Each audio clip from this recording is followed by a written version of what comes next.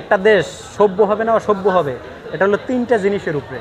এক নম্বর হলো শিক্ষা ব্যবস্থা, দুই নম্বর হলো নেশা, তিন নম্বর হলো অশ্লীলতা।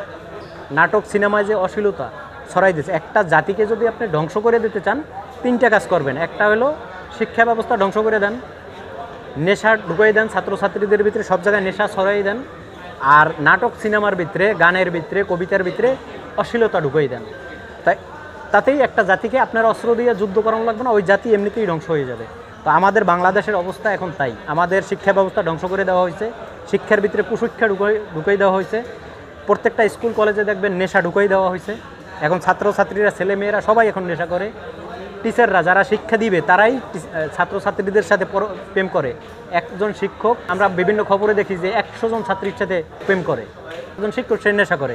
তার ব্রেনটা তো ওই যে মানবিক দৃষ্টি, সে ছাত্রদের কি শিক্ষা দেবে, সে তো ছাত্রীদের সাথে এরকম প্রেম করবে। তো এইখানেই আর কি একটা জাতি এইভাবেই ধ্বংস হয়ে যায়।